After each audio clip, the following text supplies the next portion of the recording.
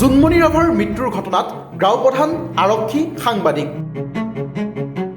হাছিনা বেগমে আৰক্ষীক দিলে চাঞ্চল্যকৰ অভিযোগ।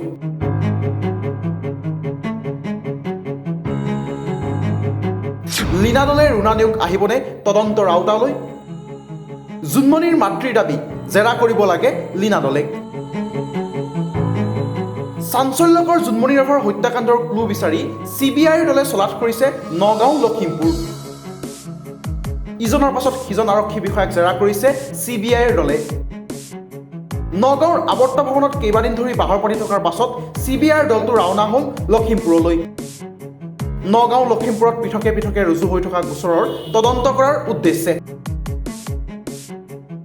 মুঠ 4টা গোচৰৰ তদন্ত কৰিছে চিবিআইয়ে। বৰঘাটত নকল সোণৰ বিৰুদ্ধে জুনমণিয়ে চলোৱা অভিযানৰ গোচৰ, লখিমপুৰত জুনমণিক অভিযুক্ত কৰি ৰুজু হোৱা ধন দাবীৰ গোচৰ, জুনমণিৰ মৃত্যুৰ পাছত আৰক্ষীয়ে ৰুজু কৰা দুৰ্ঘটনাৰ গোচৰ আৰু জুনমণিৰ মাতৃয়ে একাংশ বিষয়াক অভিযুক্ত কৰি ৰুজু কৰা গোচৰ। এই 4টা গোচৰৰ তদন্ত কৰি নগাঁও লখিমপুৰ ঘূৰিছে চিবিআইৰ দল।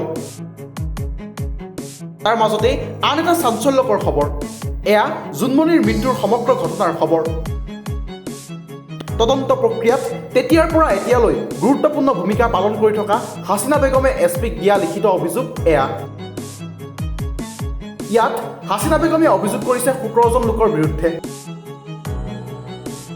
SP Runa Neog, SI Bishnu Deori, Sanjeev Bora, SI Tarun Chandra Boro, পৰিদৰ্শক হিৰণ্য পাটৰ, বিজেপিৰ সদ্য নিলম্বিত নেতা আবু ছাহিদ, সাংবাদিক হাছিনুৰ আলমৰ নামো আছে এই তালিকাত। এই তালিকা এতিয়া পৰিছেগৈ চিবিআইৰ হাতত। ইতিমধ্যে নগাঁৱৰ 4জনকৈ আৰক্ষী বিষয়াক মাৰাথন জেৰা চলালে চিবিআইৰ দৰে। এই অভিযোগৰ পাছত লখিমপুৰৰো কেইবাগৰাকী বিষয়াক জেৰা কৰাৰ সম্ভাৱনা। কিন্তু এই মুহূৰ্তলৈ জেৰাৰ সন্মুখীন হোৱা নাই নগাঁৱৰ তদানীন্তন এছপি লীনা দলে।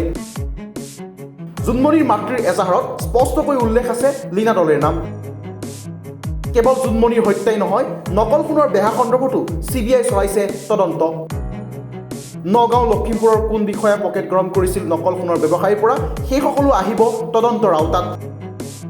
কিন্তু জুনমণি ৰাভাৰ মাতৃৰ দাবী লীনা দলেকো আনিব লাগে তদন্তৰ আওতাত। এতিয়ালৈ কিয় তদন্তৰ আওতালৈ অহা নাই লীনা দলে? কেতিয়া ফাদিল হ'ব জুনমণিৰ মৃত্যুৰ ৰহস্য?